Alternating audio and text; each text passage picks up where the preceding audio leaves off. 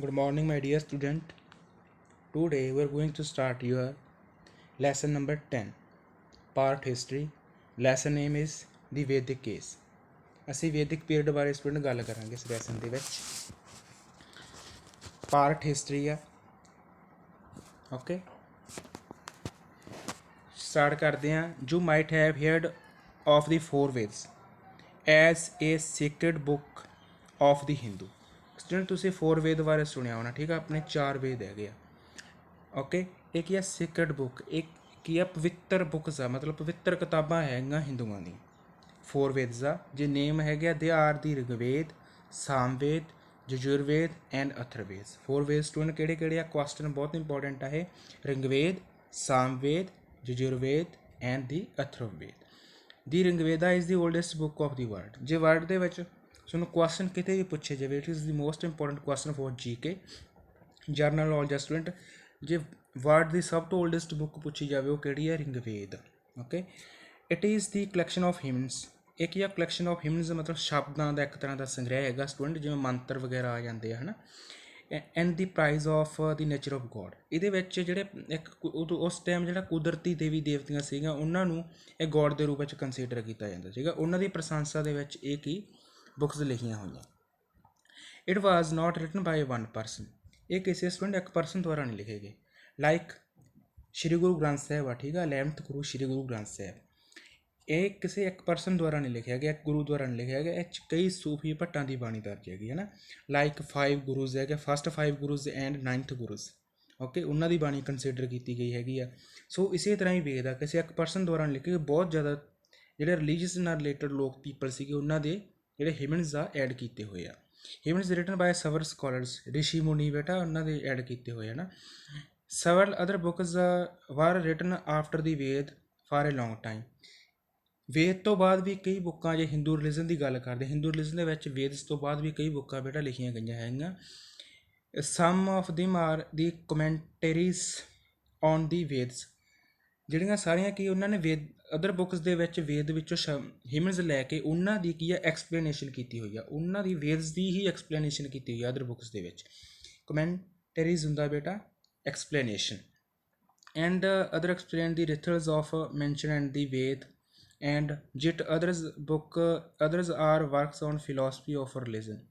Okay, ਇਸ ਤਰ੍ਹਾਂ ਜਿਹੜੀ ਆਪਾਂ ਜੇ ਗੱਲ ਕਰੀਏ ਰਿਥਲ ਮਤਲਬ ਰੀਤੀ ਰਿਵਾਜ ਜੋ ਵੀ ਵੇਦਸ ਦੇ ਵਿੱਚ ਐਡ ਕੀਤੇ ਗਏ ਸੀ ਉਹਨਾਂ ਦੀ ਨੈਕਸਟ ਜਿਹੜੀਆਂ ਅਦਰ ਬੁੱਕਸ ਕੰਪੋਜ਼ ਕੀਤੀਆਂ ਗਈਆਂ ਹੈ ਨਾ, ਉਹਨਾਂ ਦੇ ਵਿੱਚ ਕੀ ਐਕਸਪਲੇਨੇਸ਼ਨ ਕੀਤੀ ਗਈ ਹੈਗੀ ਹੈ। ਇਸ ਤੋਂ ਇਲਾਵਾ ਫਿਲੋਸਫੀ ਆਫ ਰਿਲੀਜਨ ਦੇ ਰਿਲੇਟਡ ਬੁੱਕਸ ਰਾਈਟ ਕੀਤੀਆਂ ਗਈਆਂ ਹੈਗੀਆਂ। ਨੈਕਸਟ ਕੀ ਆ?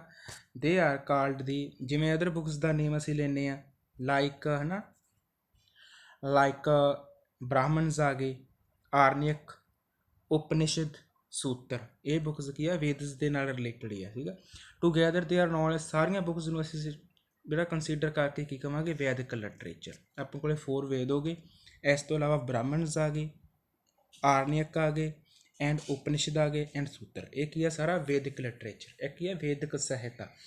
ਦੀ ਲੌਂਗ ਪੀਰੀਅਡ ਵੈਨ ਦੀਜ਼ ਵਰਕਸ ਵਰ ਕੰਪੋਜ਼ਡ ਇਜ਼ ਕਾਲਡ ਦੀ ਵੈਦਿਕ ਪੀਰੀਅਡ। ਜਿਹੜਾ ਸਮੇਂ ਦੇ ਵਿੱਚ ਹੁਣ ਆਪਾਂ ਦੇਖਣਾ ਵੈਦਿਕ ਕਾਲ। ਵੈਦਿਕ ਕਾਲ ਕਿਹੜਾ ਸੀਗਾ? ਠੀਕ ਹੈ, ਵੈਦਿਕ ਏਜ ਕਿਹੜੀ ਸੀ? ਸਾਰੀਆਂ ਬੁੱਕਸ 4 ਵੇਦ 'ਚ ਅਦਰ ਬੁੱਕਸ ਆਹ ਇਹਨਾਂ ਦੀ ਗੱਲ ਕਰਦੇ ਆ ਜਿੰਨੇ ਟਾਈਮ ਦੇ ਵਿੱਚ ਇਹ ਲਿਖੀਆਂ ਗਈਆਂ, ਇਹਨੂੰ ਕੀ ਕਹਿੰਦੇ? ਵੈਦਿਕ ਪੀਰੀਅਡ। ਇੱਕ ਵੈਦਿਕ ਕਾਲ ਕਿਹਾ ਜਾਂਦਾ ਜਾਂ ਵੈਦਿਕ ਏਜ ਬੋਲਿਆ ਜਾਂਦਾ। ਕਲੀਅਰ ਹੈ ਨਾ? ਵੈਦਿਕ ਏਜ ਕੀ ਆ? ਜਿਹਦੇ 'ਚ 4 ਵੇਦ ਲਿਖੇ ਗਏ ਆ ਐਂਡ ਅਦਰ ਬੁੱਕਸ ਕੰਸੀਡਰ ਕੀਤੀਆਂ ਗਈਆਂ। ਜੇ ਆਪਾਂ ਦੇਖਿਆ ਜਾਵੇ 4 ਵੇਦ ਸੀਗੇ ਕਿਹਦੇ ਦੁਆਰਾ ਲਿਖੇ ਗਏ ਆ ਸਟੂਡੈਂਟ? ਇਹ ਆਰੀਅਨ ਪੀਪਲ ਦੁਆਰਾ ਲਿਖੇ ਗਏ ਆ, ਜੋ ਨੈਕਸਟ ਪੜ੍ਹਾਂਗੇ ਅਸੀਂ। It is divide into 2 parts. ਉਹਨੇ ਵੈਦਿਕ ਪੀਰੀਅਡ ਨੂੰ 2 ਪਾਰਟਸ ਦੇ ਵਿੱਚ ਡਿਵਾਈਡ ਕਰਤਾ। First one is Rigveda and Rigveda like as early ਵੈਦਿਕ ਸਿਵਲਾਈਜੇਸ਼ਨ। ਠੀਕ ਆ, ਰਿਗਵੇਦ ਬੋਲਿਆ ਜਾਂਦਾ ਜਿਹੜਾ ਆਰੰਭਿਕ ਵੈਦਿਕ ਸਭਿਅਤਾ, ਆਰੰਭਿਕ ਵੈਦਿਕ ਕਾਲ ਜਿਹਨੂੰ ਬੋਲਾਂਗੇ। ਓਕੇ, ਜਿਹਨੂੰ ਰਿਗਵੇਦ ਬੋਲਿਆ ਜਾਂਦਾ। ਨੈਕਸਟ ਵਨ ਕੀ ਆ student? The second one is later one ਕੀ ਸੀਗਾ? ਲੇਟਰ ਵੈਦਿਕ ਸਿਵਲਾਈਜੇਸ਼ਨ, ਜਿਹਨੂੰ ਉੱਤਰ ਵੈਦਿਕ ਕਾਲ ਬੋਲਿਆ ਜਾਂਦਾ। ਠੀਕ ਆ, 2 ਪਾਰਟਸ ਆ, early Vedic civilization and later Vedic civilization. Understood? Do you know which is the oldest book of the world? ਇਹ ਐਕਟੀਵਿਟੀ ਆ ਸਟੂਡੈਂਟ, ਤੁਹਾਨੂੰ ਪਤਾ ਹੀ ਆ, ਮੈਂ ਪਹਿਲਾਂ ਤੁਹਾਨੂੰ ਸਟੱਡੀ ਕਰਾ ਚੁੱਕਾ ਇਸੇ ਪੈਰਾਗ੍ਰਾਫ ਦੇ ਵਿੱਚ। ਬਟ ਤੁਸੀਂ ਇਸ ਕੁਐਸਚਨ ਦਾ ਆਨਸਰ ਪੁੱਟ ਕਰਨਾ ਹੈਗਾ ਆਪਣੇ ਆਪ, ਠੀਕ ਆ। Do you know what is the oldest, ਸਭ ਤੋਂ ਪੁਰਾਣੀ ਬੁੱਕ ਕਿਹੜੀ ਆ ਵਰਲਡ ਦੀ? ਓਕੇ, ਇਹ ਕੁਐਸਚਨ ਆ ਬੇਟਾ ਤੁਹਾਡੇ ਲਈ। The people of civilization are generally called the Aryans. ਜਿਹੜੇ ਸੱਭਿਅਤਾ ਦੇ ਲੋਕ ਸੀ, ਠੀਕ ਆ, ਆਪਾਂ ਗੱਲ ਤਾਂ ਕਰ ਲਈ ਲੇਟਰ ਵੈਦਿਕ ਸਿਵਲਾਈਜੇਸ਼ਨ ਐਂਡ ਅਰਲੀ ਵੈਦਿਕ ਸਿਵਲਾਈਜੇਸ਼ਨ, ਜਿਹਨੂੰ ਵੈਦਿਕ ਏਜ ਬੋਲਿਆ ਜਾਂਦਾ। ਜਿਹੜੇ ਉਦੋਂ ਦੇ ਲੋਕ ਸੀ ਉਹਨਾਂ ਨੂੰ ਆਰੀਅਨਸ ਕਿਹਾ ਜਾਂਦਾ। ਰਹਿਣ ਵਾਲੇ ਲੋਕਾਂ ਨੂੰ ਕੀ ਕਹਿੰਦੇ ਆ? ਆਰੀਅਨਸ ਲੋਕ ਕਹਿੰਦੇ ਹੁੰਦੇ। ਦੀਸ ਪੀਪਲ ਲਿਵਡ ਇਨ ਪੰਜਾਬ, ਇਹ ਲੋਕ ਕੀ ਪੰਜਾਬ ਦੇ ਵਿੱਚ ਸਟੂਡੈਂਟ ਰਹਿੰਦੇ ਸੀਗੇ। ਫਰੋਮ ਬਾਰਡਰ, ਅਫਗਾਨਿਸਤਾਨ ਦੇ ਬਾਰਡਰ ਤੋਂ ਲੈ ਕੇ ਸਟੂਡੈਂਟ ਜਮਨਾ ਨਦੀ, ਜਮਨਾ ਇਨ ਅਰਲੀ ਪੀਰੀਅਡ, ਪੁਰਾਣੇ ਸਮੇਂ ਵਿੱਚ ਇਹ ਅਫਗਾਨਿਸਤਾਨ ਤੋਂ ਸਟੂਡੈਂਟ ਲੈ ਕੇ ਜਮਨਾ ਨਦੀ ਤੱਕ ਰਹਿੰਦੇ ਸੀਗੇ। And gradually spread toward the East and south, ਹੌਲੀ ਹੌਲੀ ਉਹ ਈਸਟ, ਆਪਣੇ ਇੰਡੀਆ ਦੇ ਈਸਟ ਐਂਡ ਸਾਊਥ ਏਰੀਆ ਦੇ ਵਿੱਚ ਵੀ ਰਹਿਣਾ ਸਟਾਰਟ ਕਰਤਾ ਸੀਗਾ। ਲਾਈਕ ਗੰਗੈਟਿਕ ਪਲੇਨਸ, ਲਾਈਕ ਗੰਗਾ ਦੇ ਮੈਦਾਨ ਦੀ ਗੱਲ ਕਰਾਂਗੇ ਨਾ, ਉਹ ਤੁਹਾਨੂੰ ਮੈਪ ਦੇ ਉੱਪਰ ਕਲੀਅਰ ਹੋਣਗੀਆਂ ਇਹ ਗੱਲਾਂ।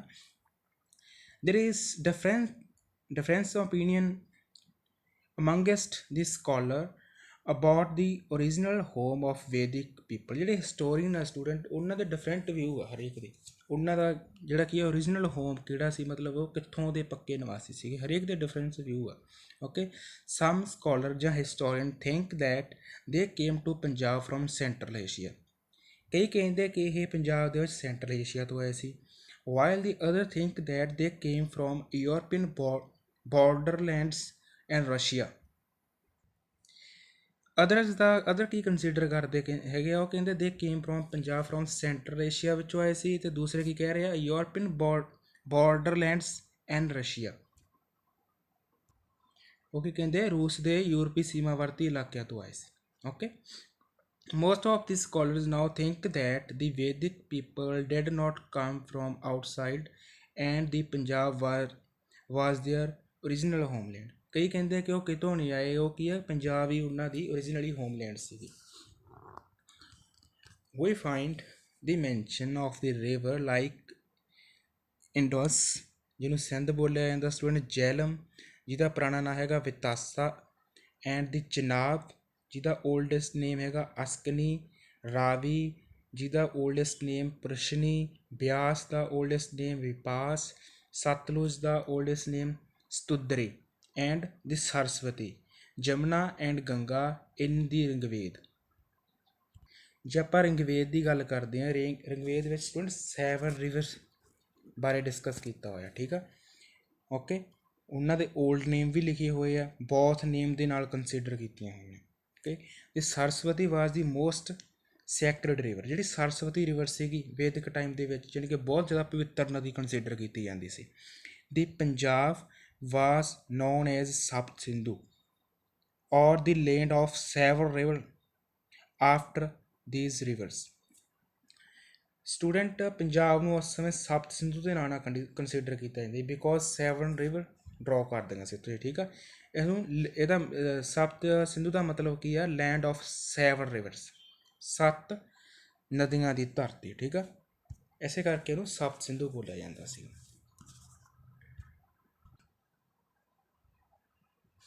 ਨੈਕਸਟ ਬੇਟਾ, according to the sum historian ਦੇ ਅਕੋਰਡਿੰਗ ਜਿਹੜੇ ਆਰੀਅਨ ਲੋਕ ਸੀ ਵਾਰ ਇਨਹੈਬੀਟੈਂਟਸ ਆਫ ਦੀ ਇੰਡੀਆ, ਕਿ ਉਹ ਇੰਡੀਆ ਦੇ ਹੀ ਰਹਿਣ ਵਾਲੇ ਸੀਗੇ। ਕੁਝ ਹਿਸਟੋਰੀਅਨ ਤਾਂ ਇਹ ਕਹਿੰਦੇ ਆ, but the other feel that they came from outside, ਕਈ ਕਹਿੰਦੇ ਆ ਕਿ ਉਹ ਆਊਟਸਾਈਡ ਸਾਈਡ ਤੋਂ ਆਏ ਸੀਗੇ। But now generally accepted that view, sorry student, but now generally accepted the view is that professor Max Muller student, ਉਹਦਾ ਇੱਕ ਵਿਊ ਐਕਸੈਪਟ ਕੀਤਾ ਗਿਆ ਹੈਗਾ। ਇਹ ਜਰਮਨ ਸਕੋਲਰ ਆ ਉਹ, after the study of all language, ਉਹਨੇ ਸਟੂਡੈਂਟ ਕੀ ਕੀਤਾ, ਆਲ ਲੈਂਗੁਏਜ ਦੀ ਸਟੱਡੀ ਕੀਤੀ ਹੈਗੀ ਆ। And he came to conclusion that Indians, Romans, Greek and Persian ancestors ਹੁੰਦੇ ਸਟੂਡੈਂਟ, ਇਹਨਾਂ ਦੇ ਜਿਹੜੇ ਪੂਰਵਜ ਹੁੰਦੇ ਆ, ਠੀਕ ਆ, ਉਹਨੂੰ ਐਨਸੈਸਟਰ ਬੋਲਿਆ ਜਾਂਦਾ। Ones must have lived together, ਜਿਹੜੇ ਵੱਖ-ਵੱਖ ਲੈਂਗੁਏਜ ਦੀ ਗੱਲ ਕੀਤੀ ਆ, ਠੀਕ ਆ, ਸਾਰੀਆਂ ਡਿਫਰੈਂਟ ਜਿਹੜੀਆਂ ਲੈਂਗੁਏਜ ਨੂੰ ਸਪੀਕ ਕਰਨ ਵਾਲੇ ਪੀਪਲ, ਉਹ ਕਹਿੰਦਾ ਇਕੱਠੇ ਰਹਿੰਦੇ ਸੀਗੇ ਪਹਿਲਾਂ। The language of the people of all these caste prove that they must have lived together, ਕਿਉਂਕਿ ਇਹਦੀ ਲੈਂਗੁਏਜ ਸੀਗੀ ਇੱਕ ਦੂਜੇ ਨਾਲ ਮਿਕਸਅਪ ਹੋਈ ਸੀ। ਜੋ ਇਹ ਸ਼ੋਅ ਕਰਦੀ ਹੈ ਕਿ ਪੁਰਾਣੇ ਸਮੇਂ ਵਿੱਚ ਲੋਕ ਕੀ ਸੀ, ਇਕੱਠੇ ਰਹਿੰਦੇ ਸੀਗੇ, ਕੁਝ ਲੋਕਾਂ ਦਾ group. on the basis of some words many language he tried to prove that there was no difference between them। ਉਹਨਾਂ ਦੇ ਜਿਹੜੇ ਲੈਂਗੁਏਜ ਦੇ ਵਰਡਸ ਉਹਨੇ ਵਿੱਚੋਂ ਚੱਕਿਆ ਜੋ ਇੱਕ ਦੂਜੇ ਨਾਲ ਕਾਮਨ ਸੀਗੇ, ਉਹਨੇ ਇਹ ਰਿਜ਼ਲਟ ਕੱਢਿਆ ਸਾਇੰਟਿਸਟ ਨੇ। ਉਹ ਕੀ ਕਹਿੰਦਾ, ਉਹ ਕਹਿੰਦਾ ਕੀ ਆ, ਇਹਨਾਂ ਵਿੱਚ ਆਪਸ ਵਿੱਚ ਕੋਈ ਡਿਫਰੈਂਸ ਨਹੀਂ ਸੀਗਾ, ਠੀਕ ਆ। According to him Aryans were inhabitants of the central Asia. So ਉਹਨੇ ਰਿਜ਼ਲਟ ਸਟੂਡੈਂਟ ਕੀ ਕੱਢਿਆ, ਉਹ ਕਹਿੰਦਾ ਜਿਹੜਾ ਆਰੀਅਨ ਲੋਕ ਸੀਗੇ ਸੈਂਟਰਲ ਏਸ਼ੀਆ ਤੋਂ ਆਏ ਸੀ। ਓਕੇ, ਸਮਝ ਗਏ ਰਿਜ਼ਲਟ ਕੀ ਆ, ਜਿਹੜੇ ਆਰੀਅਨ ਲੋਕ ਕਿੱਥੋਂ ਆਏ ਆ, ਸੈਂਟਰਲ ਏਸ਼ੀਆ ਤੋਂ ਆਏ ਸੀ। ਐਂਡ ਫਰੋਮ ਦੇਅਰ ਦੇ spread the India and other countries of Europe. ਅਤੇ ਹੌਲੀ ਹੌਲੀ ਉਹ ਇੰਡੀਆ ਅਤੇ ਅਦਰ ਕੰਟਰੀਜ਼ ਦੇ ਵਿੱਚ ਫੈਲ ਗਏ। ਇਕੱਲੇ ਇੰਡੀਆ ਦੇ ਵਿੱਚ ਨਹੀਂ ਸਟੂਡੈਂਟ ਆਏ ਸੀ, ਅਦਰ ਯੂਰਪੀਅਨ ਕੰਟਰੀਜ਼ ਦੇ ਵਿੱਚ ਆਰੀਅਨ ਲੋਕ ਫੈਲ ਸੀਗੇ, ਠੀਕ ਆ। ਹੁਣ ਆਪਾਂ ਇਸ ਅੱਜ ਦੇ ਲੈਕਚਰ ਵਿੱਚ ਕੀ ਕੀਤਾ ਸਟੂਡੈਂਟ, 4 ਵੇਦਸ ਬਾਰੇ ਗੱਲ ਕੀਤਾ, ਠੀਕ ਆ। ਨੈਕਸਟ ਆਪਾਂ ਜਿਹੜੀ ਪੋਲੀਟੀਕਲ ਲਾਈਫ ਦੀ ਗੱਲ ਕਰਦੇ ਹਾਂ ਉਹ ਆਪਾਂ ਨੈਕਸਟ ਲੈਕਚਰ ਦੇ ਵਿੱਚ ਕਰਾਂਗੇ ਇਹਦੇ ਬਾਰੇ discuss. So now point to be noted that 4 Veda ਆ, ਰਿਗਵੇਦ, ਸਾਮਵੇਦ, ਯਜੁਰਵੇਦ ਐਂਡ ਅਥਰਵਵੇਦ। ਓਕੇ, ਜਿਹੜੇ ਵੇਦਸ ਹੈ ਇਹਨੂੰ 2 ਪਾਰਟਸ ਦੇ ਵਿੱਚ ਵੰਡਿਆ ਹੈਗਾ ਸਟੂਡੈਂਟ, ਜਿਹਨੂੰ ਰਿਗਵੇਦ ਬੋਲਿਆ ਜਾਂਦਾ, ਜਿਹਨੂੰ ਅਰਲੀ ਵੈਦਿਕ ਸਿਵਲਾਈਜੇਸ਼ਨ ਆਰੰਭਿਕ ਵੈਦਿਕ ਕਾਲ ਕਹਿੰਦੇ ਇਹਨੂੰ ਆਪਾਂ, ਐਂਡ ਦੀ ਲੇਟਰ ਵੈਦਿਕ ਉੱਤਰ ਵੈਦਿਕ ਕਾਲ ਬੋਲਿਆ ਜਾਂਦਾ। ਓਲਡੈਸਟ ਬੁੱਕ ਦਾ ਨਾਮ ਤੁਸੀਂ ਦੇਣਾ ਹੈਗਾ ਮੈਨੂੰ, ਕੀ ਹੈਗਾ ਹੈ ਨਾ।